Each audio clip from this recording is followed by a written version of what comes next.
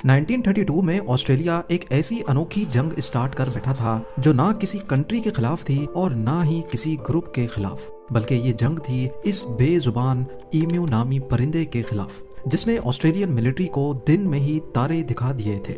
सुनने में तो ये काफी अजीब लगता है कि एक परिंदे से भला किसी को ऐसा भी क्या मसला हो सकता है कि उसके खिलाफ एक पूरा मिलिट्री ऑपरेशन स्टार्ट करना पड़ जाए, पर ऑस्ट्रेलिया ने ऐसा कदम उठाया भी था और उसमें बुरी तरह शिकस्त भी खाई। नाजरीन, वर्ल्ड वॉर 1 के बाद पूरी दुनिया ग्रेट डिप्रेशन से गुजर रही थी और ऑस्ट्रेलिया भी इसकी जद में आ चुका था।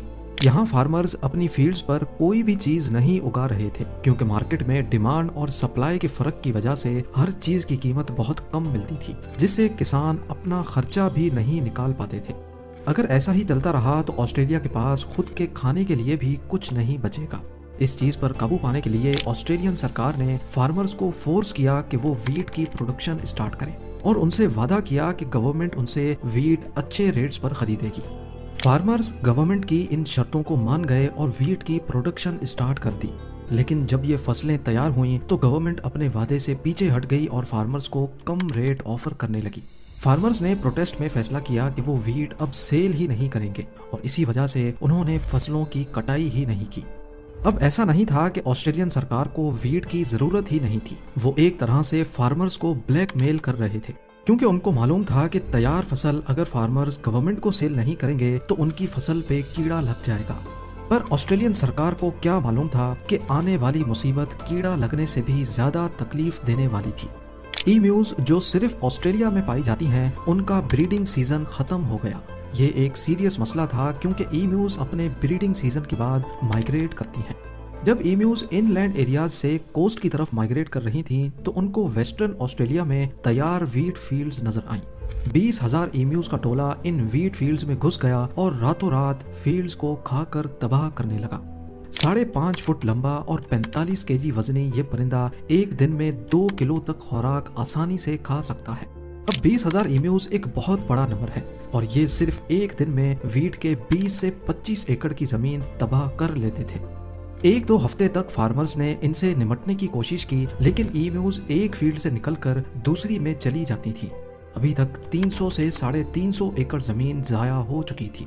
ये मसला अब सीरियस होता जा रहा था। जब गवर्नमेंट को इस बात का इल्म हुआ तो उन्होंने फौरन एक्शन लिया और ईम्यूज से जान छुड़ाने के लिए सोच विचार शुरू कर दी। उनकी नजर में इस मसले का सिर्फ एक ही रैपिड सॉल्यूशन था, मिलिट्री ऑपरेशन। जी हाँ, ऑस्ट्रेलियन सरकार ने मिलिट्री को कहा कि वो ईम्यूज के खिलाफ एक ऑपरेशन लॉन्च करें। ये एक बहुत ही अजीब ऑपरेशन था जिसको मीडिया ने द ग्रेट ईम्यू वॉर का नाम दिया। ऑस्ट्रेलियन मिलिट्री जो हाल ही में वर्ल्ड वॉर 1 से फारिग हुई थी, उनको लगा कि जब उन्होंने अपने हकीकी दुश्मनों को शिकस्त दे दी तो ये ईम्यूज किस खेत की मूली है। उन्होंने चंद सोल्जर्स को मशीन गन्स और चंद हजार राउंड्स के साथ वेस्टर्न ऑस्ट्रेलिया भेज दिया। ये काम उनको अपने बाएं हाथ का खेल लग रहा था, लेकिन जब तक ऑपरेशन स्टार्ट होता वेस्टर्न ऑस्ट्रेलिया में बारिशें शुरू हो गईं। तेज बारिशों की वजह से ईम्यूज के टोले बहुत बड़े एरिया पर फैल गए जिनको अब टारगेट करना मुश्किल हो गया था। इस मसले को देखते हुए ईम्यूज पर हमले को 1 महीने तक पोस्टपोन कर दिया गया।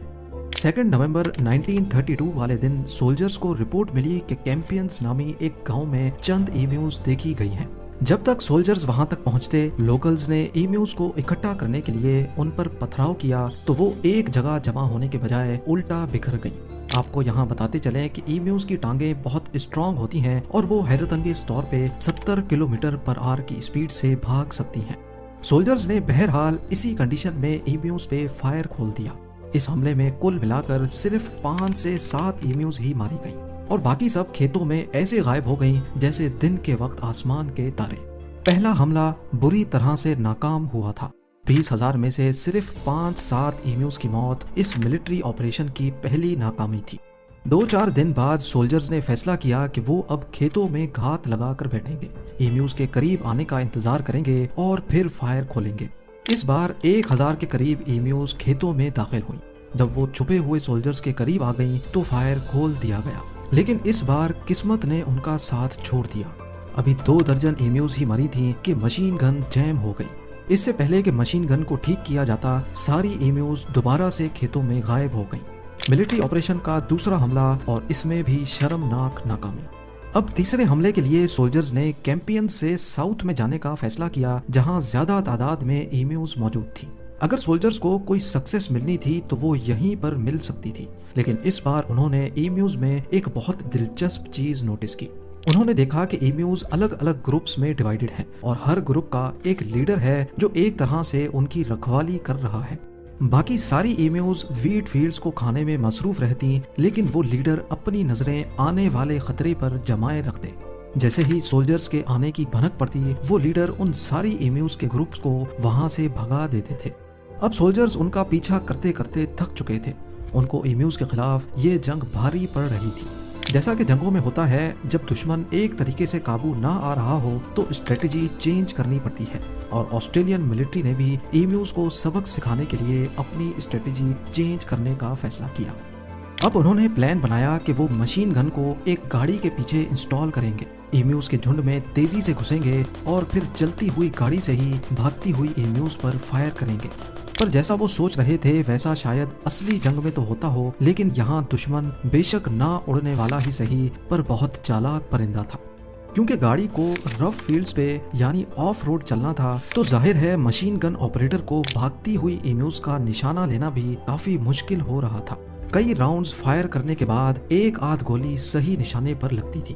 خیر، سولجرز نے اس اسٹریٹجی کو اپنائے رکھا، لیکن آف روڈ میں تیز چلنے کی وجہ سے ایک بھاگتی ہوئی ایمو گاڑی کے اسٹیئرنگ میں پھنس گئی، جس کی وجہ سے گاڑی جھاڑیوں میں جا کر کریش ہو گئی۔ اس اٹیمپٹ میں 2500 راؤنڈز فائر کیے گئے اور صرف 200 ایمیوز ماری گئیں۔ چوتھا حملہ اور نیو اسٹریٹجی بھی فیل ہو چکی تھی۔ آپریشن کو تھوڑے وقت کے لیے روک دیا گیا۔ کچھ ہفتے بعد آپریشن کو دوبارہ شروع کیا گیا اور اس بار حملہ تھوڑا بہت سکسیسفل تھا۔ کل ملا کر سولجرز 1000 کے قریب ایمیوز کو مارنے میں کامیاب ہوئے، لیکن ٹوٹل 10,000 راؤنڈز فائر کرنے کے بعد۔ اس کا مطلب ہے کہ ایک ایمیو کو مارنے کے لیے 10 گولیاں فائر کی گئیں۔ جب یہ معاملہ آسٹریلین پارلیمنٹ میں اٹھایا گیا تو پولیٹیشنز نے ملٹری کی پرفارمنس پہ کافی اعتراض کیا۔ پولیٹیشنز کا کہنا تھا کہ اس پرفارمنس پہ اگر کوئی میڈل دینا ہو تو وہ ایمیوز کو دینا چاہیے، جنہوں نے 10 میں سے 9 گولیوں کو بڑی چالاکی سے ڈاج کیا۔ اتنا خرچہ کرنے کے بعد بھی 20,000 میں سے صرف 1,000 ایمیوز ہی ماری گئی تھی۔ اس دور میں اس آپریشن پہ قریب $10,000 خرچ ہوئے تھے، جو آج $100,000 سے بھی زیادہ بنتے ہیں۔ یہ آسٹریلین ملٹری کے لیے بہت شرمناک شکست تھی۔ ملٹری آپریشن کو بند کر دیا گیا، یعنی ایمیوز یہ جنگ جیت چکی تھی۔ وقت گزرتا گیا، ایمیوز کی پاپولیشن بڑھتی گئی اور ہر سال فارمرز بھاری نقصان اٹھا رہے تھے۔